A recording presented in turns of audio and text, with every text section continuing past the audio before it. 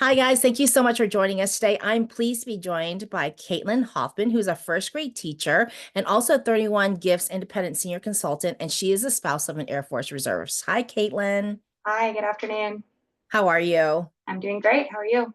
Fine. We were just chatting about our backgrounds because we have some similarities, which is we both love Colorado. And then, we found our families now on the East Coast, and you're feeling a little bit discombobulated because you guys have moved. And so that was really fun. And it's so interesting to me that when you talk to any military spouse, it does not take long to find the commonalities or to find the shared experiences. So I'm really excited for this chat. I was reading your highlights, the one that's online, and you had some really cool experiences. And one of the things that really struck me was when you moved overseas, I don't even know how people do this. Like, how did you know what needed to be done when you decide to start your own licensed preschool? Like, I just don't even know how, military spouses, we all have the same moniker, which we're military spouses. But after that, I don't think we all have the same experiences because some of us come to the table with a lot of different knowledge. And I love the way you pivoted and you knew what to do. And I'm not sure that I would have known what to do. So how did you know that you needed to, start your own business? And then how did you know what needed to be done? Yeah, that's a great question. The real answer is I didn't know. Okay. I got overseas and I was not planning on teaching. I actually stored my entire classroom in Colorado where we were PCSing from Buckley at the time. And I thought, we're going over there. I'm not going to really have time to get into the DoDEA system. And that whole kind of thing. I just thought, I'll be a stay-at-home mom and I'll enjoy the overseas kind of experience of traveling and that kind of thing. But having moved over there, the first year was very challenging. We moved during the holidays, so that was hard. The move was unexpected, and my husband just came back from deployment, and we only had about 6 weeks notice before he was leaving Wow. again. So there was just a lot of moving parts. And when I got over there, having been somebody that's gone through deployments, worked, had the kids, taken care of the house, like just used to this constant busyness and getting over there, and obviously my husband was working and he was extremely busy and I was home with my kids, but I was feeling depressed. I was feeling isolated. Of course, we didn't have any family. We got over there during the holidays, and so that just hits differently. Right. And we had not planned on an overseas move, so we didn't really do a lot of research prior to that, or have a lot of things, like on our bucket list that we were excited to get to. So it was really just a learning curve. And I begged my husband to send me home. I was like, this isn't for Oh, me. Like this is just, it's really challenging. There wasn't a lot of resources for families with small children. I just completed my master's degree also, and I felt like I wasn't using it. I wasn't being productive. I wasn't contributing to the family finances. And so it kind of got me thinking, like, what can I do? How can I make the best of this situation? How can I be here and support my husband and his career, but also do something for myself that's gonna, make me feel better about being far from home. And so that's kind of just where, based on those feelings, that's just where I started doing the research to see, what can I do over here? How can I offer services to the community where they might be lacking, and that sort of thing. yeah. And I feel you because we moved.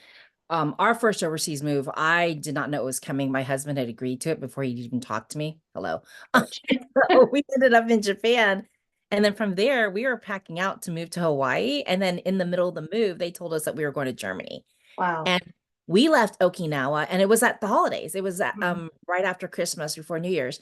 And we left Okinawa when it was just like beautiful and sunny and about low 60s. So it was like sweater weather. It was beautiful. And then we Mhm. got to Germany and we not see the sun for 6 weeks. It's the longest time. And I think that was one of the hardest things for me because having come from Colorado, I'm a Colorado girl.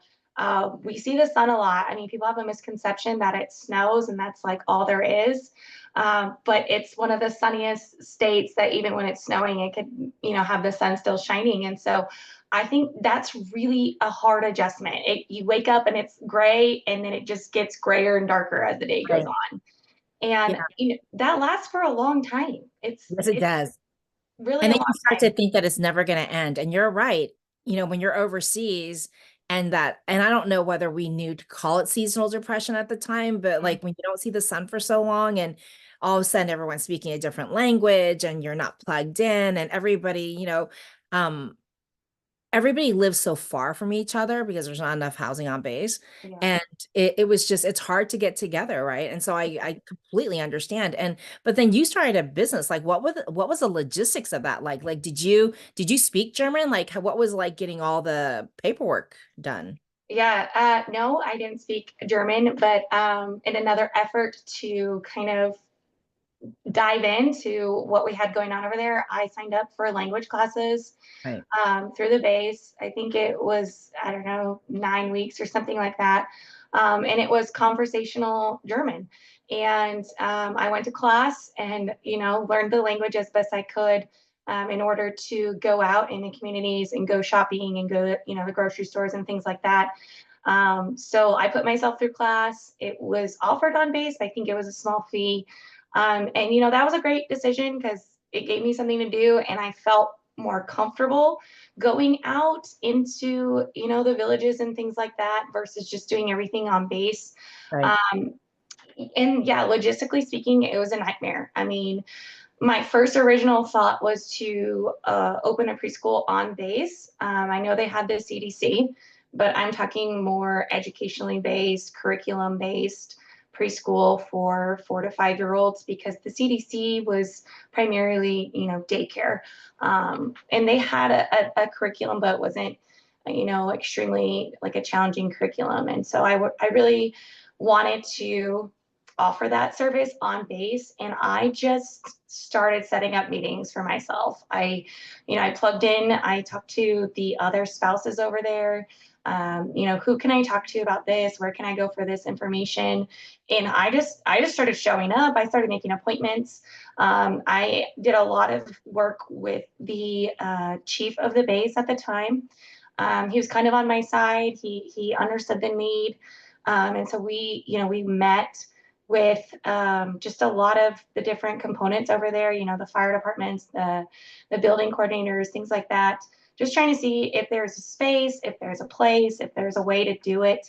And that kind of process went on for almost the first entire year that Wow. I was there. Yeah. And what would happen is it would be like one step forward and 2 steps back. So it would be, we think this is great. Let's talk about this. And we would talk about it, but then it would be, oh, well, this AFI and this AFI and this AFI. And we already have a CDC. So what do we need a preschool for? And I think, a lot of for me, it was a very important endeavor, but for a lot of people, they could care less, and I think also kind of the timeline of knowing that I was only there for 3 years, and as I'm going to all these meetings and trying to figure out this whole process, the time is dwindling. And so they were kind of like, well, why would we invest in something like this? Like, how is it going to carry over once you're gone? Is it going to carry over? And so there was just a lot of pushback. There was a lot of supportive people, that wanted to help, but there was just a lot of red tape and regulations, which, is to be expected. You're on an Air Force base installation overseas in a different country. And I knew none of the AFIs. I mean, I've never worked for the Air Force. That's my husband's side. Right. So it was a lot of learning. I was, a young military wife at the time.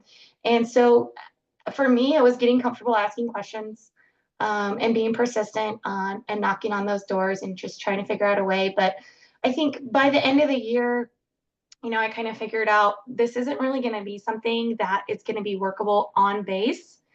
And so then what are my options outside of the base? And that's kind of where I pivoted to after that first year. And I mean, we looked at property. I had a translator come with me. I found a local friend. My neighbor was one of the kindergarten teachers in the villages. She came with me to some meetings to help me translate. And we looked for properties. That was really hard to find something that was kind of workable. We found a couple places. we went down that process a little bit. And then, we kind of just were like, this isn't going to work either. So it kind of was just like this back and forth thing that was going on. And in the meantime, still taking care of my kids and things like that. But what we ended up doing was transforming like our basement on our off base property into a licensed preschool. And so it was working with the town and going, to get all the forms, to get the business licensure for the German village, and just again had to use a lot of translation help because German conversational language and German paperwork is, just like in English, two very different ball games there. But yeah, so once we went through that process, I was able to get the licensure in order to open up off base. So that really speaks to your persistence, though, because that's one of those things where, it could become quickly apparent that they're just waiting you out. Like Yeah. they're like, we'll just like, draw out the time between the meetings a little bit longer, and then it'll be closer to when they PCS. And so we won't have to deal with her. So that, I mean, that's really persistent. Like you really wanted to do it. And I Mhm. commend you for that, because I think a lot of us lose steam because we're like, it's not even worth it. It's just not worth it. Yeah. Um, but like, so sitting where you sit and like knowing the situation where you had to pivot, first of all, to, even start your own preschool and everything, because you weren't able to be in situations where you were finding the positions right in school. Do you think the new policies around licensing and certification that have come into place since then impacted your teaching career at all, or impacting the career of many military educators now? I mean, I'm sure it does. Right now, I'm a public school teacher, but I will say, having gone overseas, I knew my licensure was going to expire because it was good for 10 years. And before I moved over, I called and I was trying to figure out how can I keep my license active? Is there online training I can do? What can I do? And the answer that I got was nothing, Oh, unless you are attached to a stateside school and you are attending professional development within those school districts. There's nothing that we can do. And so for me, I think that was one of the things that kept me persistent, was I wanted to use my skills and my degrees, and I wanted to offer something to my community, but also I wanted to keep myself relevant. And if I had to do it on my own, I had to do it on my own. But I would say, when we got orders to leave Spangdahlem and come to San Antonio, coming into Texas, I had to start over as a teacher. It was, as if I had never taught before, as if I had never held a professional license. I mean, the red tape and all the licensing requirements, it was a lot. And that was, a huge frustration, because it's like, I knew this was coming and you gave me zero options, regarding the licensure, regarding the hours that I could have done. And so coming into Texas, I had to completely start over. I had to take all the recertification tests, and that was also another really long process that took me about a year to complete, once we moved to Texas. And so it's hard, and it's hard when you don't know, and when you're moving around a lot. What from one state, it might not have reciprocity in a different state, which, or it might, like mine, it might expire while you're overseas, or it might be something in your career that you take a pause from because you have to move, right. or you're staying home as a mom or things like that. And then when you go back to the workforce, all of those rules and regulations could have been completely changed, by the time you're back into looking how to do it again. No, I guess that's one of the minor benefits of being a reserve spouse now, as opposed to being the spouse of an active duty member, because you may not have to move again in Yeah, 3 years, maybe, or if you want to, if you don't want to. But I exactly. know that, like, in us chatting, we were talking about your transition from being an active duty family to being a reserve family, and you said it wasn't as you thought it was going to be seamless, and it didn't end up being as seamless as you thought. So I mean, I don't think this is something we really talk about a lot. So for those out there who are considering it, what is it like? And then what are some of the pros and the cons about going from active to the reserve component? Yeah, absolutely. I think you hit the nail on the head when you said that we don't have to move, and I think that was one of the biggest factors when my husband was considering staying active duty or going reserve. The opportunity came from his leadership to um, take over his current squadron as a GS member. And so the guidance that we received in our thinking, in our inexperience, yes, we thought it would be seamless. We thought, okay, you know, he has to do this, this, and this. He has to drop paperwork 6 months prior to be considered for that. And that was about as much heads up as we had was Right. 6 months. Every meeting that he attended and, you know, kind of out processing brief that he went to, it sounded great. It sounded like he's going to finish out his time active duty. He is going to take his terminal leave. And then once that's up, he's going to walk right into this position as a GS.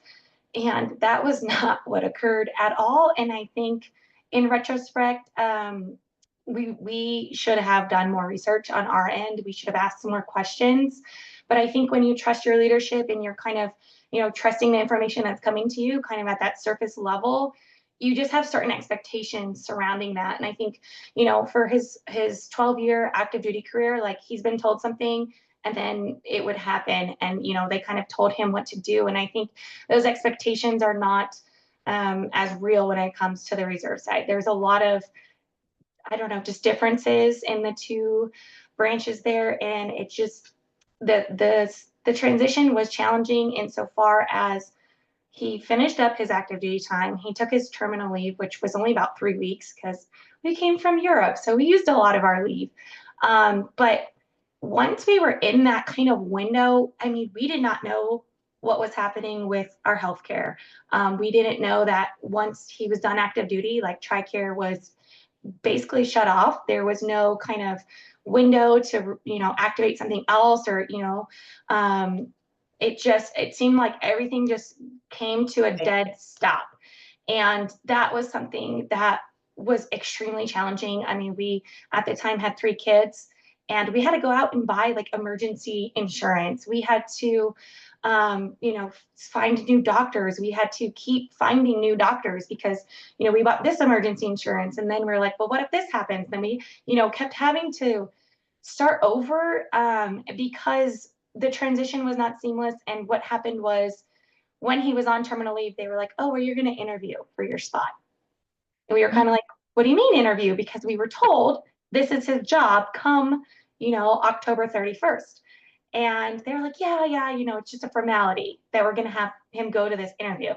So my husband's reassuring me, just, you know, it's just an interview. It's just a formality. It's posted. I have to do the interview, but they picked me. That's why we put in our paperwork. And I'm trying to be the trusting wife, like, okay, you got this. But the interview turned into like a job fair, which turned into like, we have 2 to 3 weeks to contact you after the job fair. And I mean, this whole time I had just had our youngest, so I wasn't working at the time. I was home with her.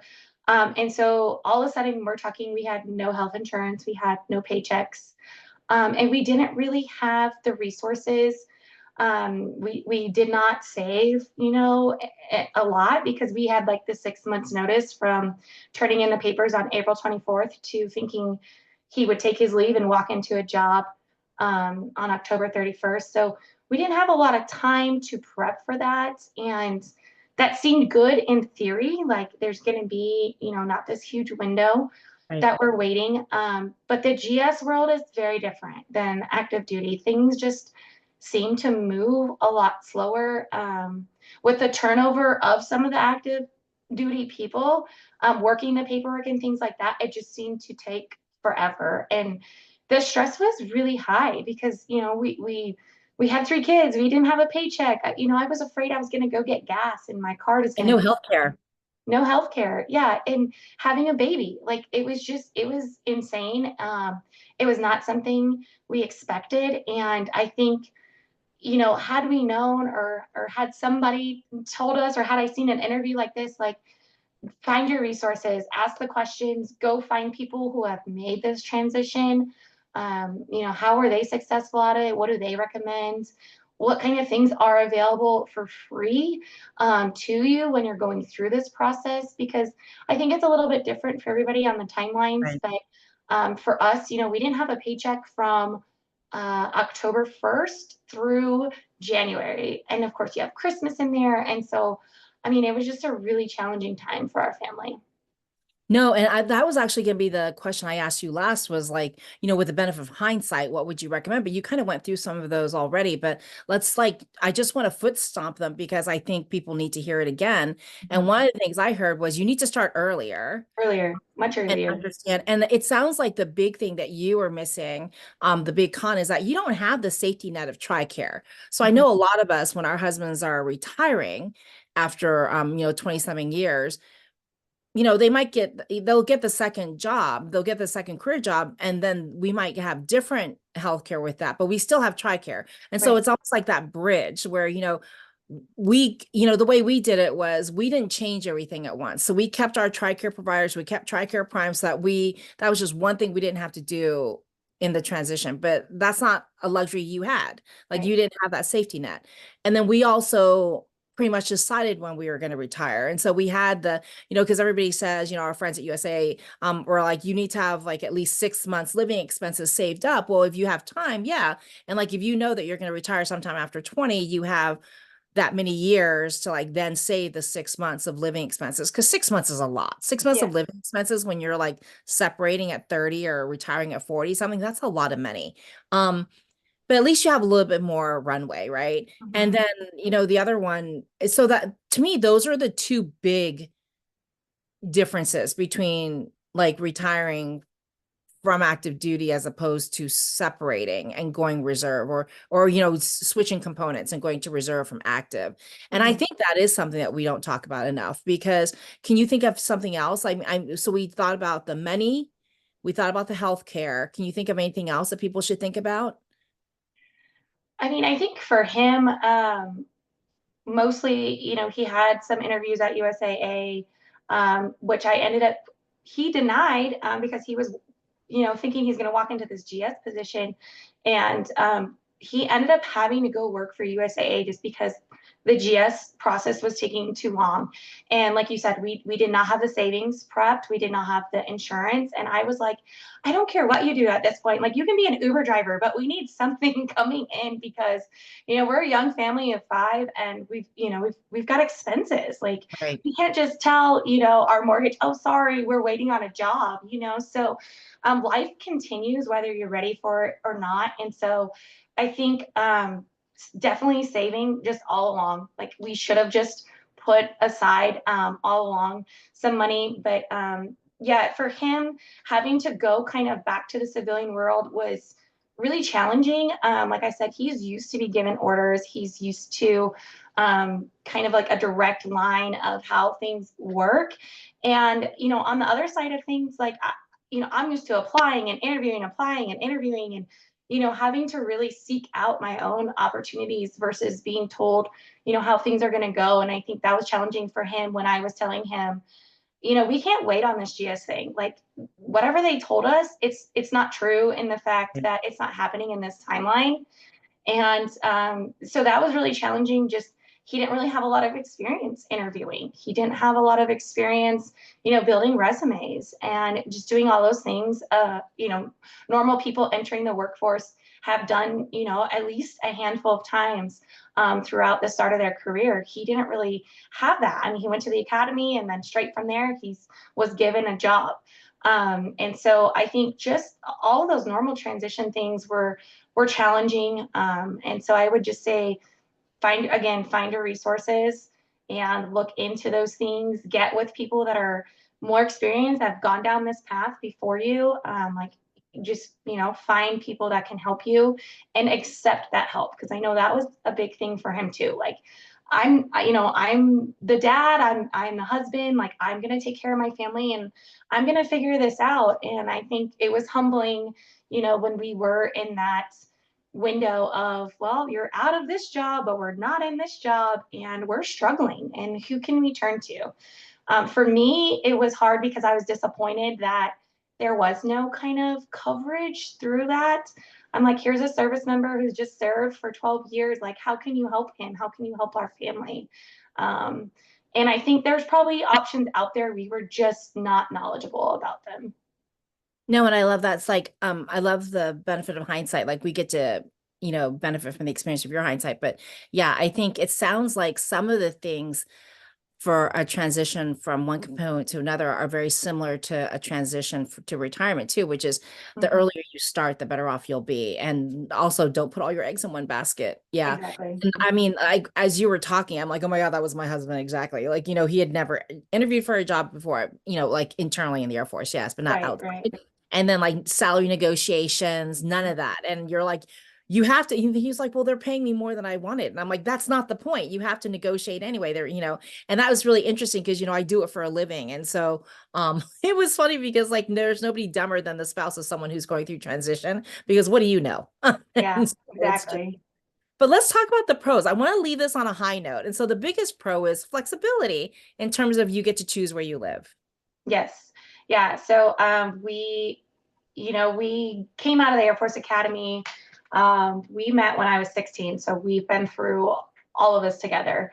And it was just one of those things where he went to the Air Force Academy and he thought, I'm not going to be a career Air Force guy. I'm going to do my 5 years and we're going to part ways. And that was kind of it. And so walking through all of those journeys with him, it was kind of one of those things where, oh, we're going to PCS and now you owe, a year, 2 years. Oh, I want you to get your, master's. And so, but then you owe time. And so there was never really, we did 12 years active duty. And there was never really a time where we could have called it. It was always like, we're in this process of PCSing. We moved 8 times in 10 years.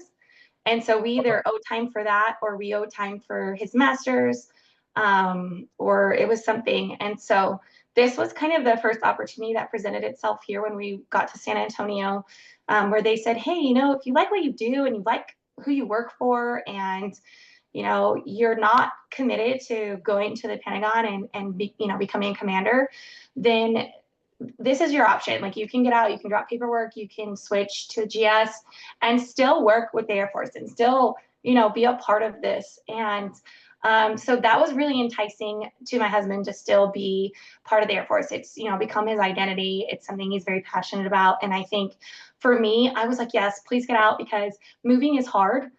Starting over is hard and we did it a lot. And when we started our family, we kind of said, we don't want our kids to constantly be transitioning and not feel like they're settled somewhere and they have roots. And especially as our kids were getting older, we wanted them to be able to be in a community that they could kind of be for middle school and high school, and not have to worry about leaving next year or the year after.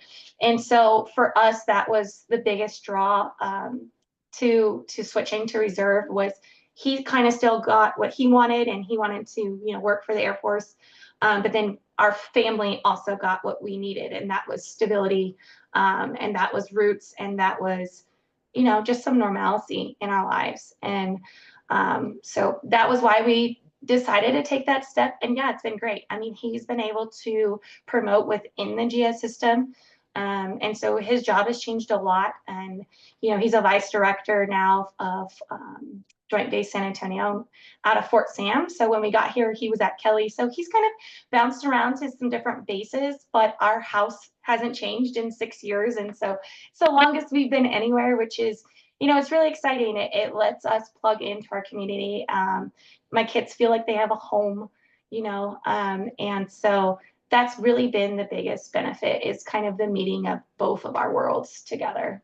And that's awesome. And that's huge actually, because, it allows the service member to continue to you know, do what he loves to do, which is, be part of something bigger than himself. But it also allows you the stability to like finally get on your career and Right, like your kids the stability to like have the same friends and go to right. the next school with their friends. And so that's really cool. So I appreciate that. And I appreciate you being so candid about the transition because I know that wasn't easy. Yeah. And I'm so excited for you guys staying in San Antonio. And I have so many people to connect you with. But thank you, Caitlin. And I'm going to leave the last word up to you. Is there anything else you would want people to know about that transition? And while you think about that, I'm just going to thank our friends over at USAA for making this conversation possible. I am so loving interviewing all these amazing spouses. And, like Caitlin was saying, where you just have to plug in and find the people who've been through what you've been through and connect with them. I would encourage you to do that because I think it, regardless of whether we're talking about retirement, separation, or employment, there's always someone who's already traveled that road. And why reinvent the wheel, right? So, with that, Caitlin, what do you want to say to everybody? I think you just said it. I mean, it's really connect. It's find your resources, plug in, don't be afraid to ask questions. We've all had questions at some point, and it's okay to not know the answer to everything. I think a lot of adults, we're like, oh, we're adults, we have to know everything, but we don't. We don't know anything, and especially if it's a road you haven't traveled down. So just plug in and yeah, use your resources and ask questions and just figure out as much as you can in order to have as much information in order to make the best decisions. That's awesome. Thank you, Caitlin. And Thank you. we hope to see you guys back here next week when we will be interviewing another spectacular military spouse. And with that, we will say have a great week. Bye, guys. Bye.